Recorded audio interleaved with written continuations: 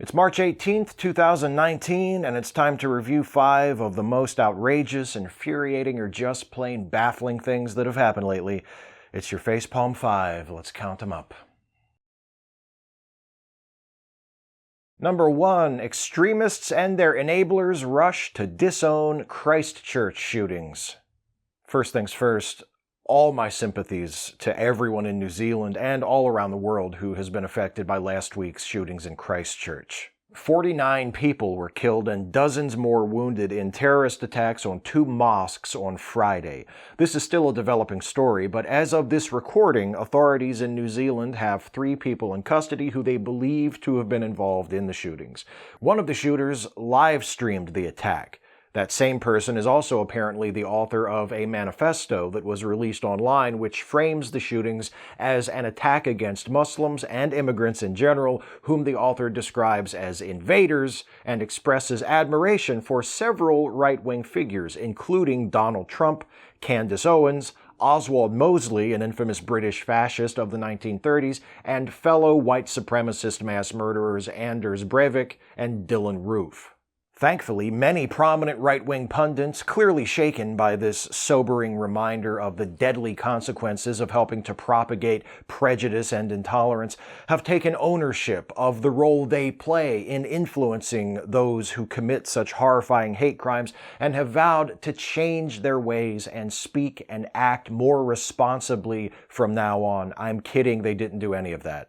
Owens rejected the suggestion that she is connected to the attacks, complaining instead about the left pretending she inspired a mosque shooting.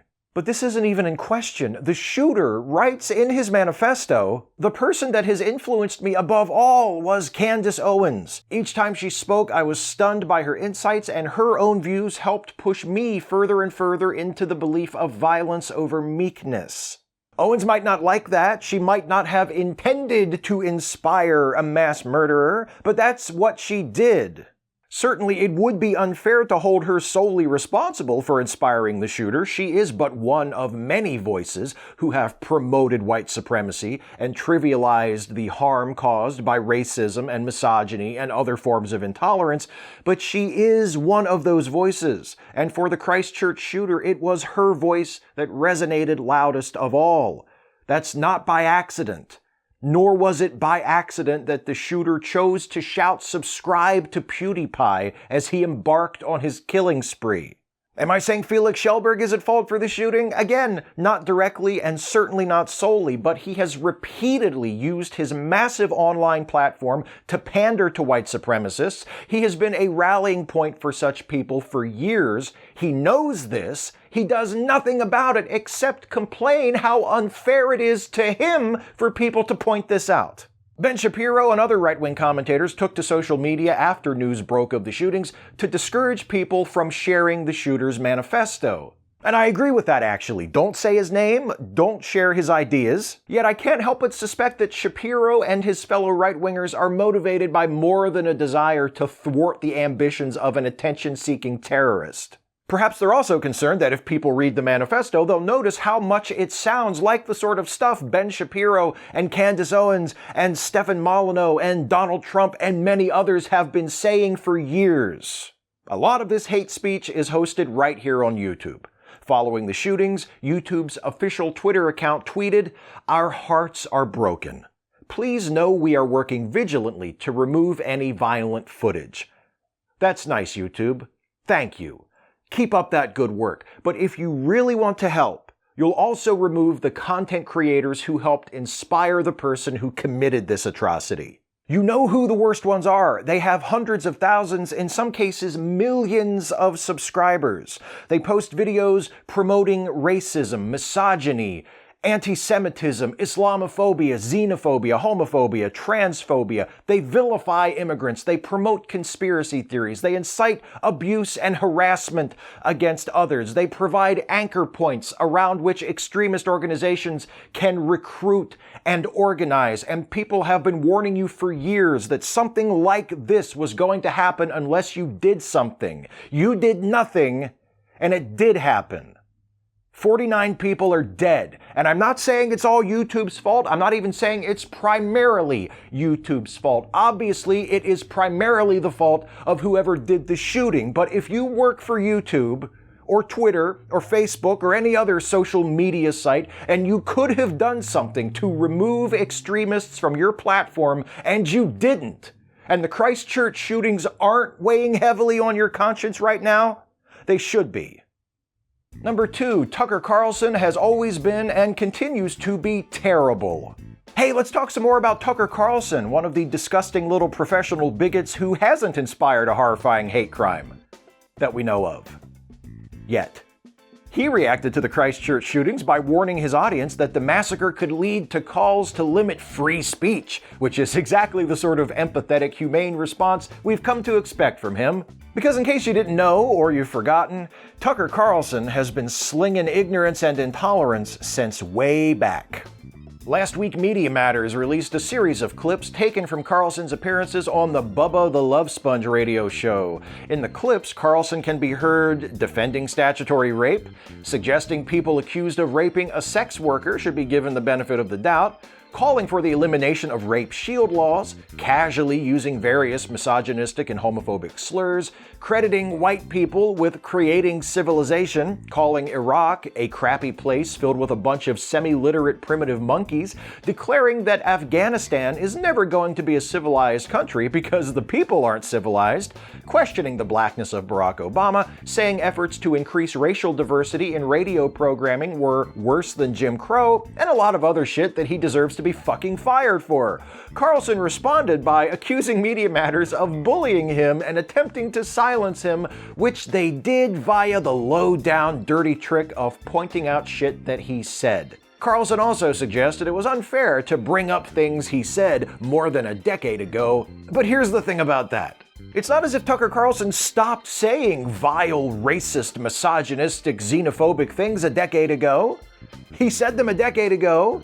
He says them now. He's been saying them all along. He's not someone who used to be a shitty person but has since reformed. If that was the case, he might have a point. But he's always been a shitty person. It's a universal constant. There's the gravitational constant, the Planck constant, the speed of light in a vacuum, and the Tucker Carlson shittiness constant. It's woven into the fabric of the cosmos. Number 3, dozens of wealthy parents charged in college admissions bribery scheme.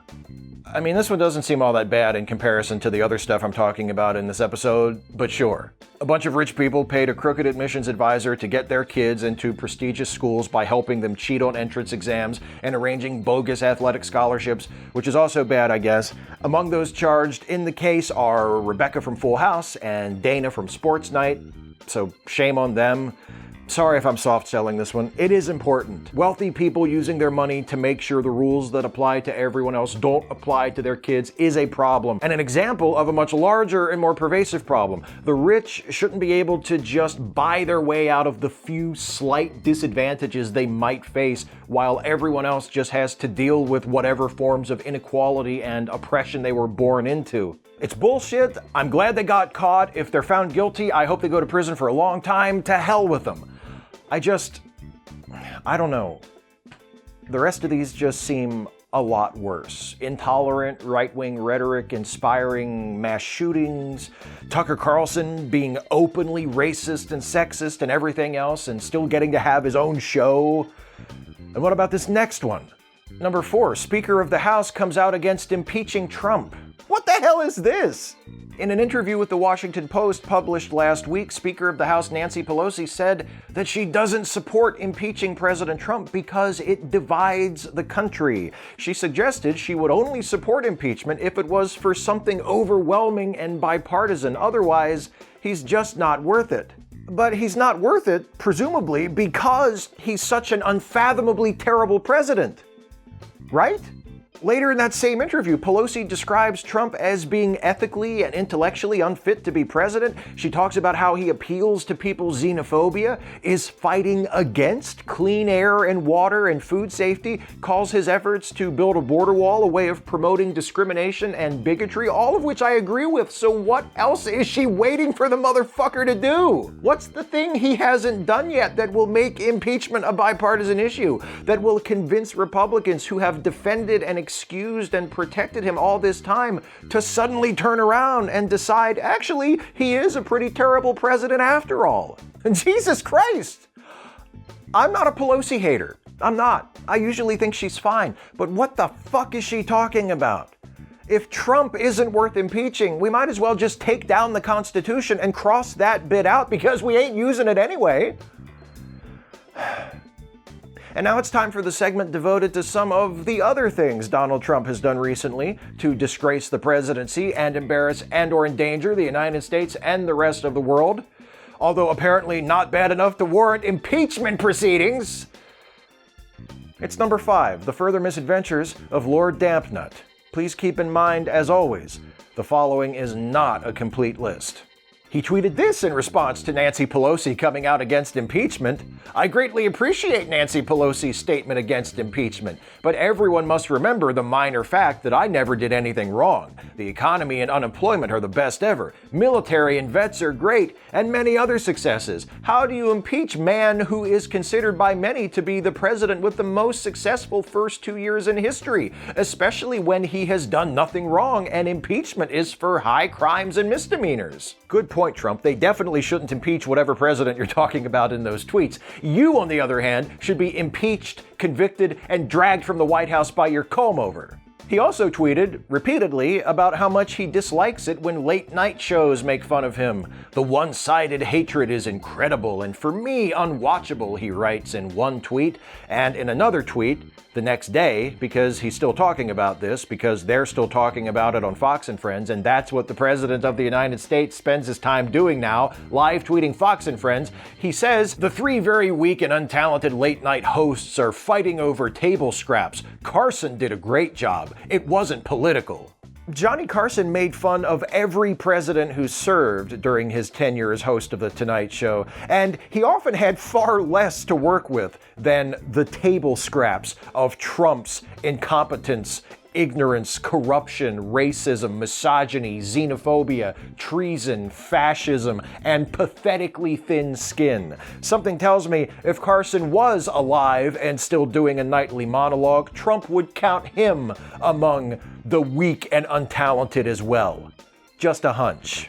He released his 2020 budget proposal, which includes more money for his border wall, $750 billion in new defense spending, and $1 trillion in total cuts from Medicare and Medicaid, programs Trump promised not to touch during the presidential campaign. The budget proposal also cuts $1 billion from the National Science Foundation and kills several high-profile NASA projects, including WFIRST, an infrared space telescope that was to be launched in the mid-2020s.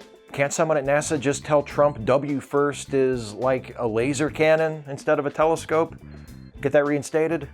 He visited Lee County, Alabama, where nearly 24 people were recently killed by tornadoes, and signed Bibles for several people. A jealous, capricious, racist, and misogynistic authoritarian leader autographing the Bible?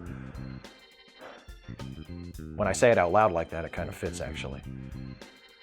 He vetoed a bill to block his bogus emergency declaration, the first time he's vetoed anything, and finally, he responded to the Christchurch shootings by shrugging off the threat of white nationalism, saying, I think it's a small group of people.